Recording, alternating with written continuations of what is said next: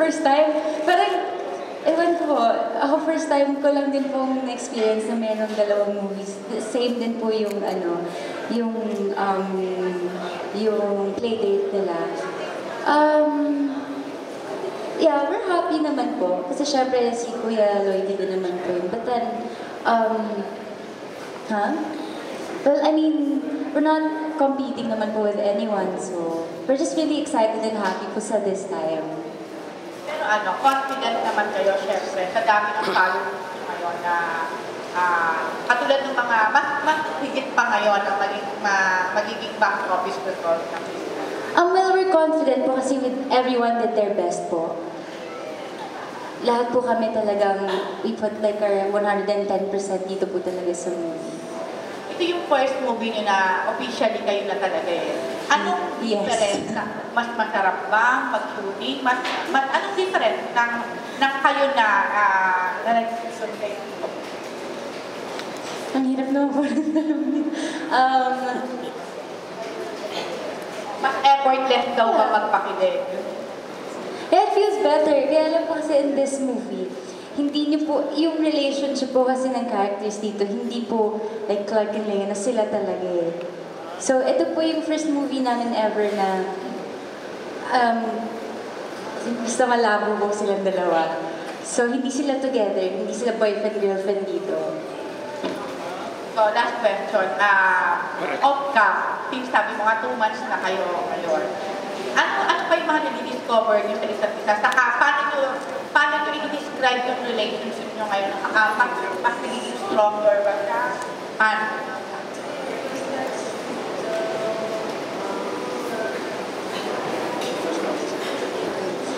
Sa first question po, yung na-discover ko po kay James, wala naman po. Kasi 2 years na nga din po kayo magkakalala. And almost every day po kami nakikita, nagkakatrabaho, magkasama. So parang 24/7 na rin po, ganun.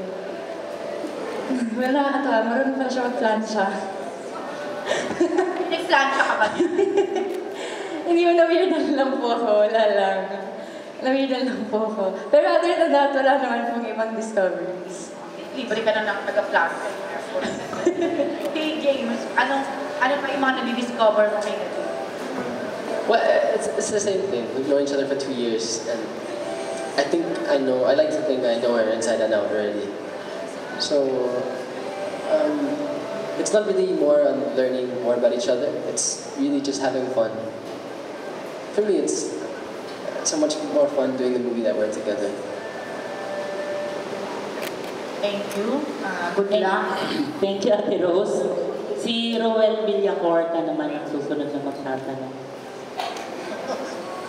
Bago magtanong ate, welcome natin si Tita June Rufino.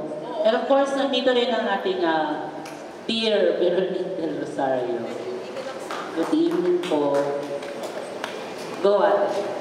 Kay James Agnatin, kasi yung first month sa rin ninyo, medyo updated ang mga fans at ang mga press kung paano nyo sinelebrate. Pero yung second month anniversary nyo, parang wala yata akong sundan.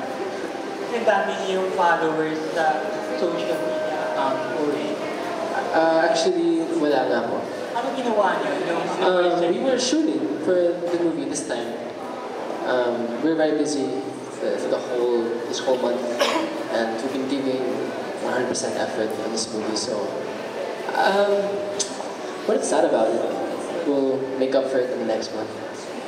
We have a lot of time together. It's like what happened in Paris na nag-date kayo, parang nag-picnic. Was it a thing sa relationship niyo? Sorry.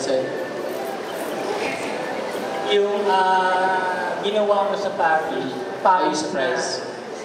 Nag-picnic kayo, di ba? Parang late na eksena sa love life niyo. Well, actually, May 11 po, birthday niya. Birthday din po niya. So, doon lang po. Bigay todo ka doon. Po? Bigay todo ka. Pero gift po ko sa kanya, so, sikat na lang po yun.